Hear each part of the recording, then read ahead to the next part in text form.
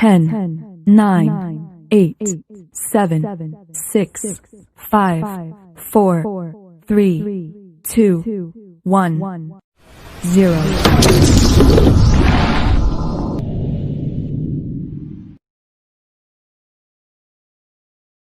Assalamualaikum everyone. Today our group will be present on Industrial Court Case Award entitled Deadlock Collective Agreement between Kesatuan Sekerja Industri Elektronik Malaysia Utara Semenanjung Malaysia and Panasonic Automotive System Malaysia Sdn Bhd.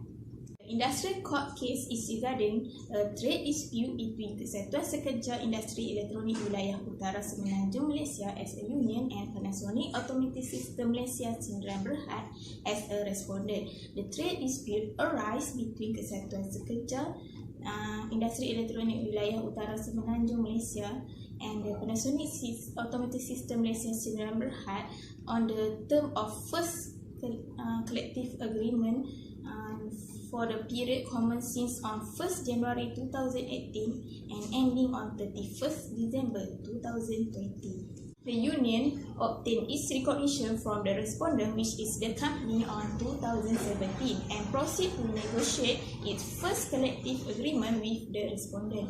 The union served its proposal to the respondent to negotiate on the term and condition of employment on 3rd January 2018 and commenced several negotiations, but it came to a deadlock.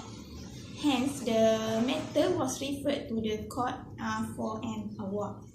50C article in the said collective agreement. Of 50C articles, 31 articles were subsequently agreed upon, whilst 3 articles were abandoned by the union, leaving a total of 20 articles to be adjusted. The agreed articles form part of this award and are assigned hereto as Annexure A.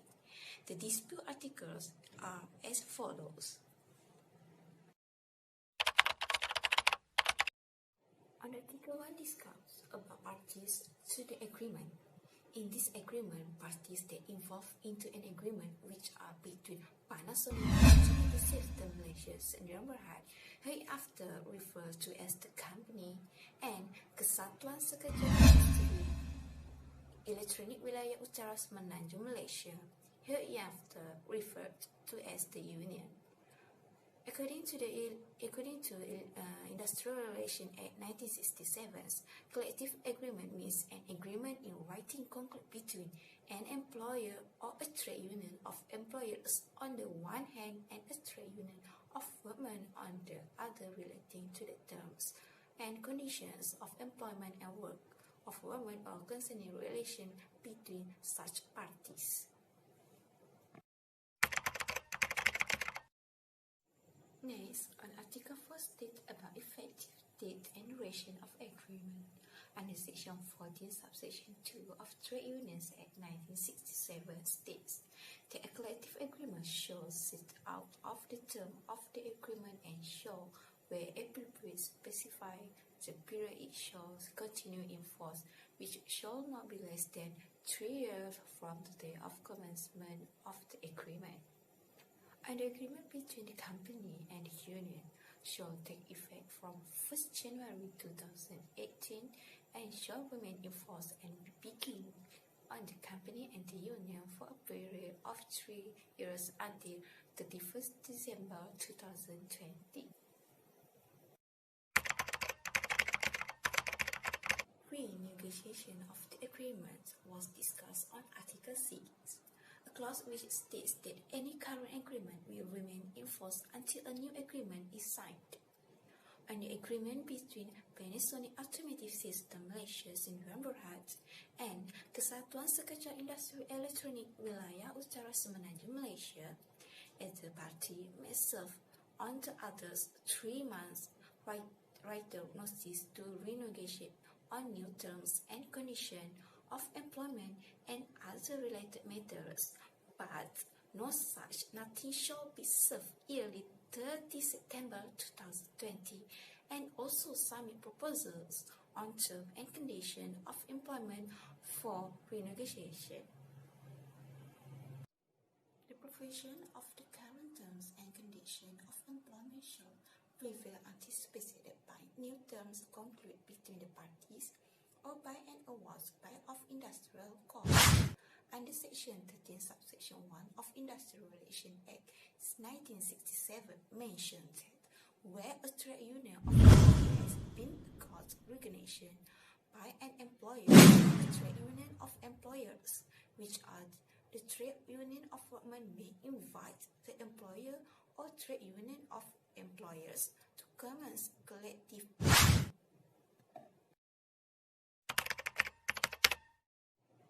Furthermore, recognition of the union on Article 10 also discussed in the agreement. Recognition by the individual employer is important where the union is set as the rightful representative of his workers and has the right to speak on their behalf. Recognition is the starting point for collective bargaining. No recognition means the union cannot commence collective bargaining as well as to enhance harmonious industrial relations. The application for registration must be signed by at least 7 members, which is the minimum member needed to form a union. In agreement between Panasonic Automotive System Malaysia Sdn Bhd and Kesatuan Sekerja Industri Elektronik Wilayah Utara Sembilan Malaysia, the company shall not restrain those covered by this agreement from joining the union.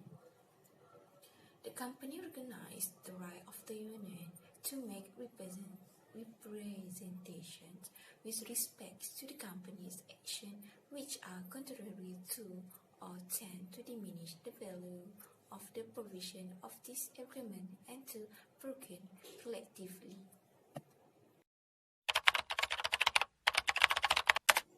The chain-off process allows union subscription to be paid by an employer direct to a union on behalf of its employees via salary deduction.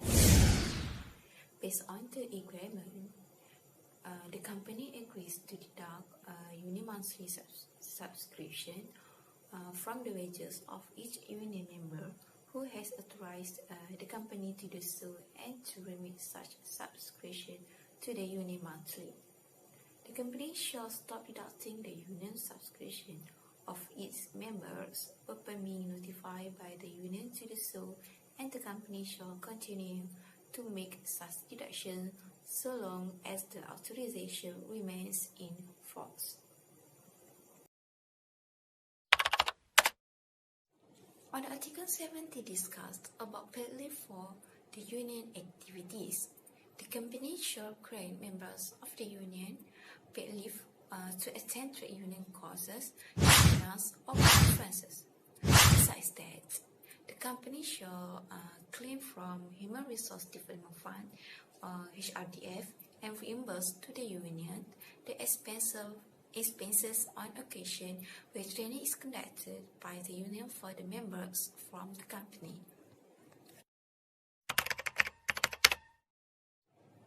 Appointment and probationary period was discussed on Article 19.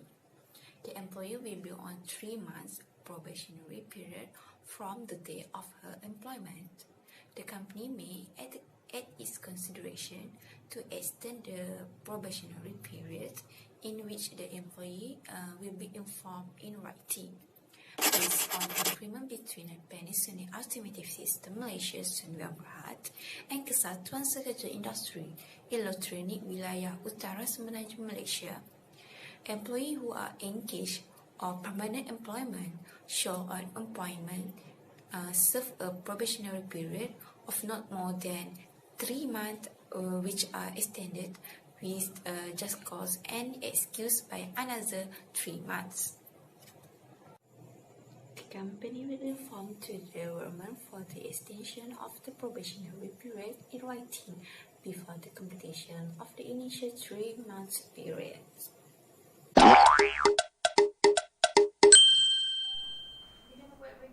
The union also demands the termination notice in this case. According to Agreement 21 in collective agreements, a notice may be received by whether party in writing or payable in view of 24 hours of workman's probation notifications of termination at any time during the probationary periods. However, for the verified notice of terminations or dismissal by whether the company or the employees, a 1 week's written notice of payment shall be made in view of such notice. In relation to the Section 5, Section 2 of the Employment Act 1955, for the both employer and employees, the notification shall be not be less than 4 weeks if the employees have been employed in that capacity for less than 2 years on the date on which the contract is made. If the employee has employed in that capacity for 2 and longer years but not less than 5 years on the date 6 years notice have been received, and if so employed for 5 years or more than the date, a notice shall be released for 8 weeks. The unions also demands overtime payments on the basis of these collective agreements. In addition, the company shall grant an additional 15 minutes tea breaks for the employees who are required to work overtime for at least 2 hours in excess of normal working hours. Besides, the total overtime performed by any employees shall be not exceed 104 hours per month. This statement further outlines the law and regulation in compliance with Section 60A of the Employment Act 1955. In addition, any employer who permit an employee to work longer than the law permits commits an offence to which she would be tried was indicated in the regulations. Regulation further clarified that employees can apply to the employees to work overtimes, and that the overtime rate of the pay is to be paid if the employees choose to carry out the extra work.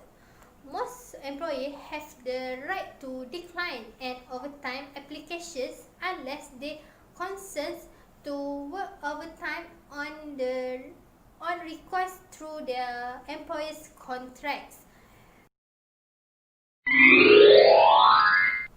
Section 16D of the Employment Act 1952, the Central of the Government of Malaysia or the Government of the State of the Selangor shall be grant employees paid holiday in the entire public holiday gazettes.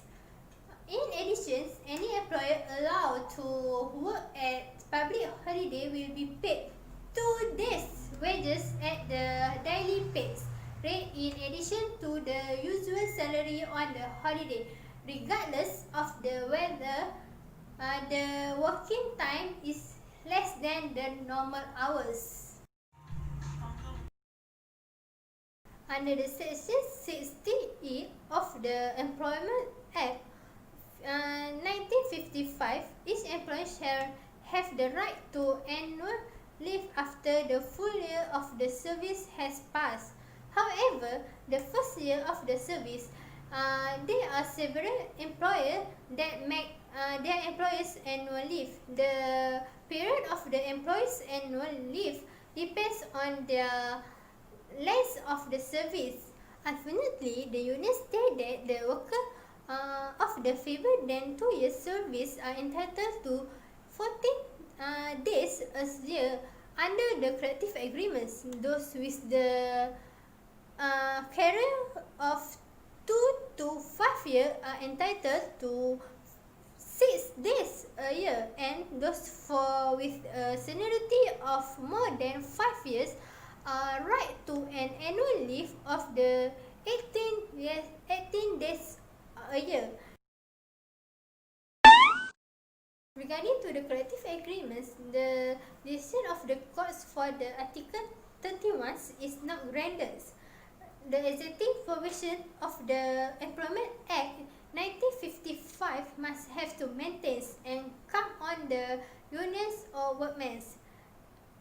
The workmen also claims that the company shall grant 90 days paid maternity leave to each feminines. The maternity leave may commence only after the 22nd week of the pregnancy, and the leave of the absent from the work due to any illness or miscarriage during the first 20 to 22nd week shall be considered as the normal sick leave. Next, we proceed to Article 33. Article 33 from the dispute article is regarding the issue of retirement benefits. The union requests to the company for providing the retirement benefit to its employees accordance with the conditions stipulated, which the contribution is to the company's statutory EPF contribution as specified under EPF Act 1951. Union asked the company for the payments additional sum of 1 month multiplied by the number of years of service since the employees joined the company until 31st December 2017. The union submit the proposal and claims that it is reasonable for the purpose to give warranty to the employees of the benefits in a long time of period that lead to low turnover rate.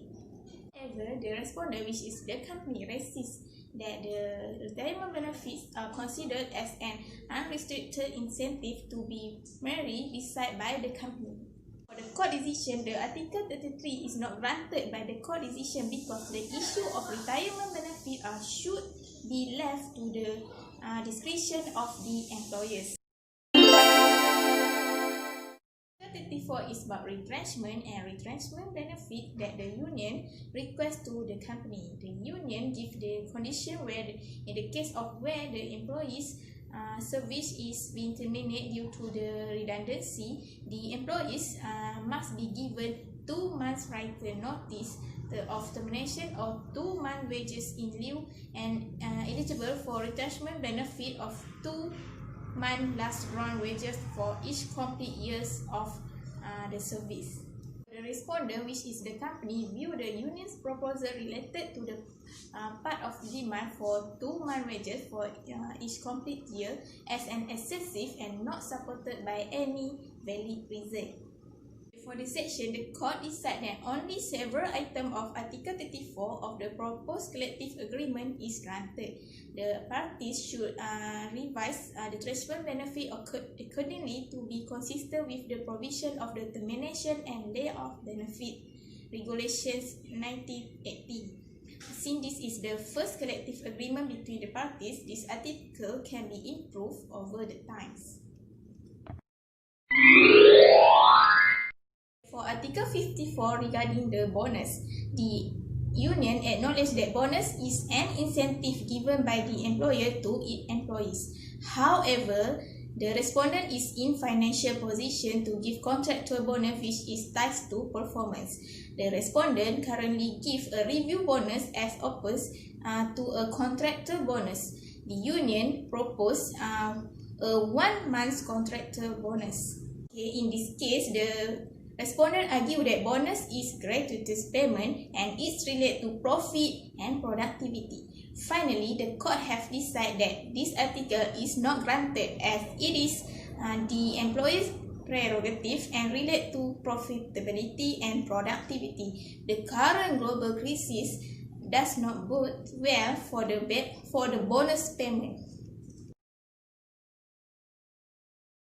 In this court case, as the final decision, taking an evidence as a whole and mindful of Section 33, Subsection 5 of Industrial Relations Act 1967, which requires this court to act according to the equity and good conscience of the case without regard to legal forms.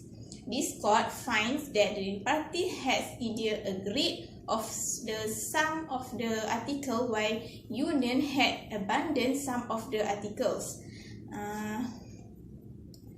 In handling down this award, the court had taken into consideration the interests of its members of the union as well as the financial implication of the respondent, especially in this fragile economic climate caused by the pandemic COVID-19. As a conclusion, the collective agreements can be beneficial to both employees and employer. The party may be agree on mutually beneficial terms in the collective agreements. The employers determines better workings and social protection rule which motivates the employees to initiate or continue the labor's legal relationship with the employer. Will the employer improve the quality of the work competitiveness and work result due to using its most valuable resource plus motivate and certified labor force? Okay, that's all for us. Thank you.